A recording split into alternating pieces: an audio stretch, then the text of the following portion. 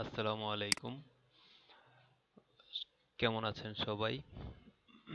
আমি ধারাবাহিকভাবে মডারিজের বিভিন্ন অপশন নিয়ে F1 থেকে F8 পর্যন্ত আপনাদেরকে দেখানোর চেষ্টা করছি।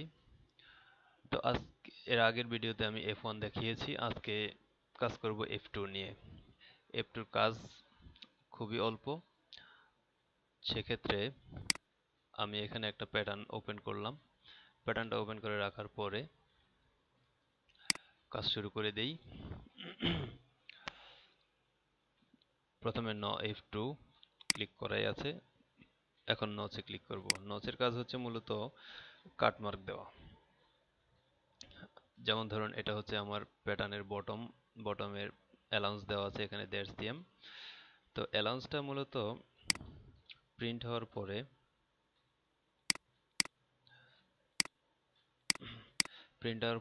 আমি যদি এখানে কোনো নর্থ মার্ক দেই, তাহলে সেই নর্থ মার্কটা আমার এখানে শো করবে। শো করার পরে আমার কতটুকু প্যাটার্নে অ্যালাউন্স আছে সেটা বোঝা যাবে।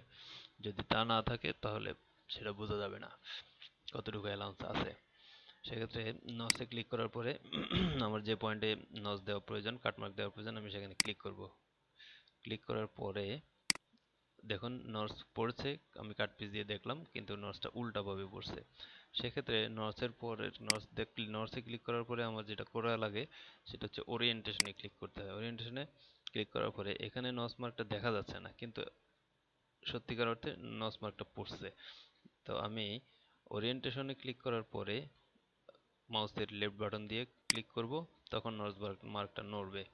নড়ার পরে এখন আমার যে লাইনে সেটাকে রাখা দরকার, আমার এই লাইনে রাখা দরকার, আমি এই লাইনে রাখবো। রাখার পরে আমি কাট পিস ক্লিক করে দেখব এখন নচ মার্কটা সঠিকভাবে পড়ছে। তার মানে হচ্ছে যখন প্যাটার্নটা প্রিন্ট হবে তখন এখানে একটা মার্ক আসবে। স্যাম্পল ওয়ান যদি দেখে যে নচ মার্ক দেওয়া আছে, কাট মার্ক দেওয়া আছে, তখন সে অতটুকু অ্যালাউন্স এখান থেকে হিসাব করে নিতে পারবে। নচ মার্ক দেওয়া না থাকলে অনেক সময় ঝামেলা হয়, সেটা আবার জিজ্ঞেস করার প্রয়োজন পড়ে কতটুকু অ্যালাউন্স রয়েছে। আর কাট পিস, এখানে কাট পিসের অপশনটা হচ্ছে আমরা যদি এখন প্যাটার্ন করব, প্যাটার্ন করার পরে যদি কাট পিস দিয়ে প্যাটার্নটা চেক করি, তখন আমরা বুঝতে পারবো আমাদের প্যাটার্নটার কি অবস্থা। তার মানে হচ্ছে প্যাটার্ন প্রিন্ট করার পরে যাই প্যাটার্নে থাকুক না কেন, প্রিন্ট করার পরে কেমন হবে এই কাট পিস দিয়ে আমরা সেটা দেখতে পারি। যেমন যদি কোনো ভুল ভ্রান্তি থেকে থাকে, গ্রেডিংয়ে কোনো সমস্যা থেকে থাকে, কাট পিসের মাধ্যমে সেটা ধরা পড়ে। কোনো গ্রেডিংয়ে যদি প্যাচ লেগে থাকে সেটাও ধরা পড়ে। সেক্ষেত্রে কাট পিস দিয়ে আমরা প্যাটার্নটা করার পর একবার চেক করে নেব। যেমন দেখুন এখানে নচ মার্কে একদম স্ট্রেইট আছে, কিন্তু উপরের নচ মার্কটা একটু বাঁকা দেখা যাচ্ছে, তার মানে আমাদের নচ মার্ক ওরিয়েন্টেশনটা আমরা ঠিক মতো করি নাই। সেক্ষেত্রে আবার ওরিয়েন্টেশন দিব। ওরিয়েন্টেশন দিয়ে একটু ডান বাম করে আমরা এটাকে বসানোর চেষ্টা করব। যদি ঠিক মতো না বসে নচ মার্কটা বাঁকা হবে। এখন ঠিক মতো লাইনের মধ্যে ঢুকে গেছে।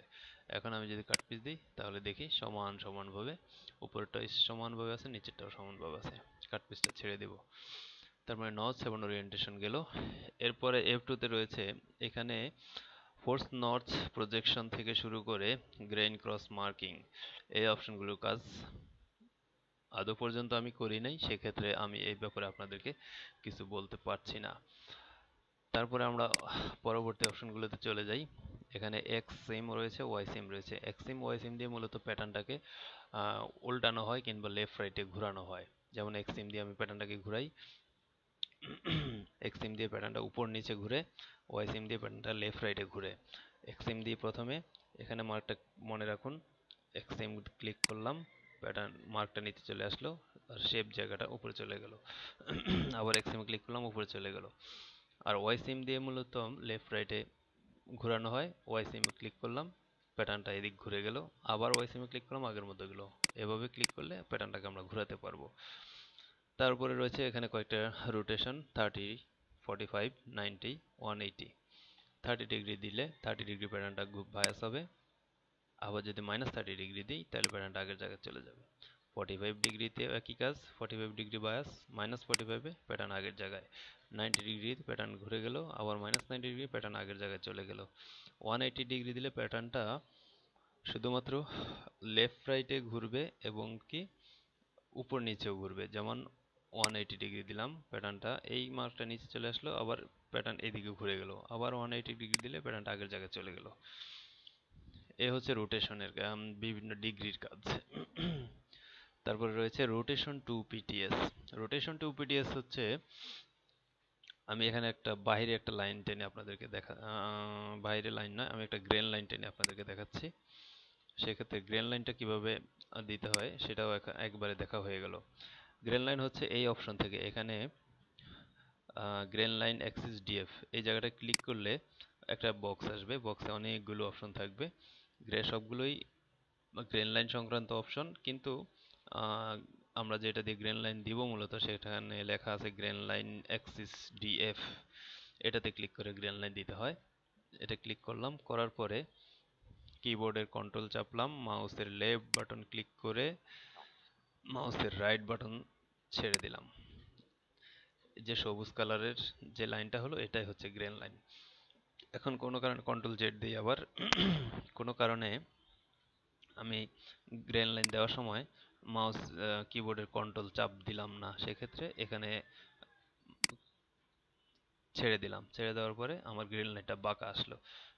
বাঁকা আসার পরে আমি যদি চাই এটাকে সোজা করতে, আমি F1 থেকে আলি টু পিটিএস দিয়ে সোজা করতে পারবো, আবার F2 থেকে রোটেশন টু পিটিএস দিয়ে সোজা করতে পারবো। সেক্ষেত্রে রোটেশনে ক্লিক করার পরে এই পয়েন্টে একটা ক্লিক, এই পয়েন্টে আরেকটা ক্লিক, সোজা হয়ে গেল।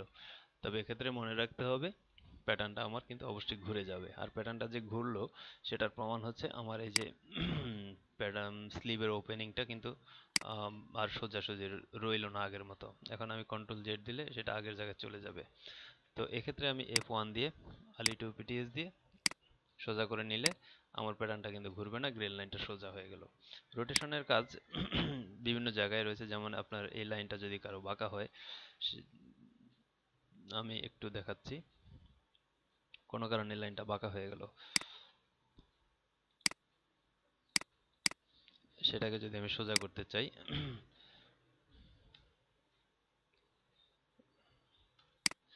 এখন আমি যদি এই লাইনটাকে সোজা করি, সেক্ষেত্রে আমি এখানে যদি ক্লিক করি তাহলে এটা কিন্তু সোজা হবে। যেখানে আমি রোটেশন করলাম সেই যে লাইনটা সোজা হবে, বাকিটা আনইভেন থেকে গেল। সেক্ষেত্রে আমার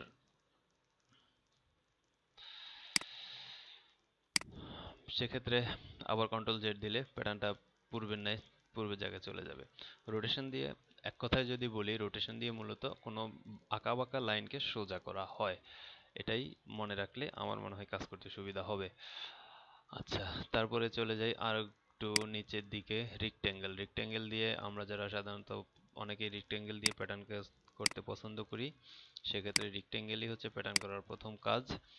রেক্টেঙ্গেলে ক্লিক করার পরে মাউসের লেফট বাটন দিয়ে ক্লিক করব, একটা ক্লিক করে মাউসটা টান দিব, টান দিলে প্যাটার্ন বক্সটা বড় হচ্ছে ছোট হবে। এক্ষেত্রে আমাকে তো মেজারমেন্ট দিয়ে করতে হবে। তো উপরে যে ডায়লগ বক্স আসছে উইথ এবং হাইট, সেখানে আমাকে কিবোর্ডের নিচের অ্যারো বাটনটা চাপ দিয়ে মেজারমেন্টটা বসাইতে হবে। এখন আমি কিবোর্ডের নিচের অ্যারো বাটন চাপ দিলাম, চাপ দেওয়ার পরে আমার বক্সের মেজারমেন্ট আমি দিলাম উইথে 25, হাইটে 25। দেওয়ার পরে রোটেশনে কিছু দিলে দিলাম, না দিলে নাই। দেওয়ার পরে মাউসের রাইট বাটন ক্লিক করব, চলে আসছে আমার বক্সটা, রেক্ট্যাঙ্গেল বক্স, কিন্তু সেটা উপরের দিকে চলে গেল। কিবোর্ডের থেকে হোম বাটন আছে, কিবোর্ডে হোম বাটন, এখানে দেখুন হোম বাটনটা হচ্ছে এই যে এটা, এই হোম বাটনটা চাপ দিলে আপনার প্যাটার্নটা পুরোপুরি স্ক্রিনের সামনে চলে আসবে। এই হলো রেক্ট্যাঙ্গেল বক্স। আমার এখন রেক্ট্যাঙ্গেল বক্স দিয়ে আমার যেভাবে প্রয়োজন আমি সেভাবে কাজ করব।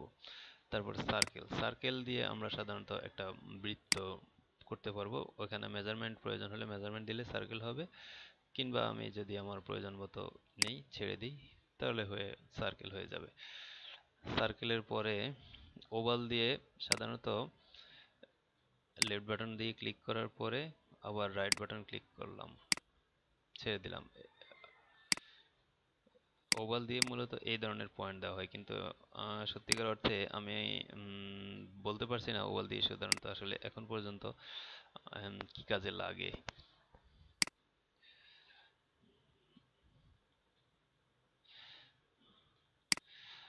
তারপরে রয়েছে এআরসি অ্যারো। এআরসি অ্যারো খুব সুন্দর একটা অপশন, এটা দিয়ে শেপ লাইন ধরা যায়। যেমন ধরুন আমি এআরসি অ্যারো দিয়ে এ পয়েন্ট থেকে এ পয়েন্টে যদি ক্লিক করি, প্রথমে লেফট বাটন দিয়ে, মাউসের লেফট বাটন দিয়ে ক্লিক করলাম, তারপর রাইট বাটন দিয়ে ছেড়ে দিলাম, একটা সোজা লাইন হলো। কিন্তু এআরসি অ্যারোর আরেকটা কাজ হচ্ছে, প্রথমে মাউসের লেফট বাটন দিয়ে ক্লিক করার পরে এই পয়েন্টে বা এ পয়েন্টে নিয়ে যেখানে আমার প্রয়োজন ছাড়ার আগে কিবোর্ডের কিউ কিবোর্ডের কিউ দিয়ে আমি যদি চাপ দিই, কিউতে চাপতে থাকি, এখানে পয়েন্ট চেঞ্জ হচ্ছে আর লাইনটা শেপ হচ্ছে। যদি কিউ চাপতে থাকি, চাপ দিয়ে ধরে রাখি, তাহলে শেপ হবে।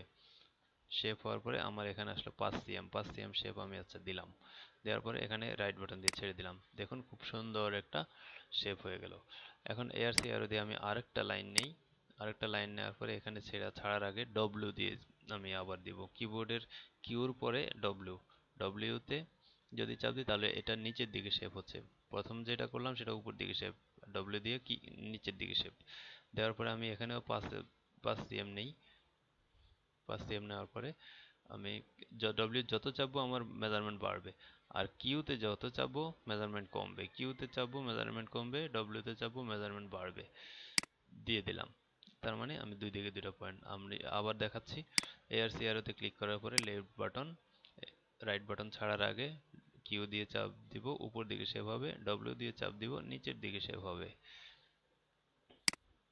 এক কথায় বোঝা গেল।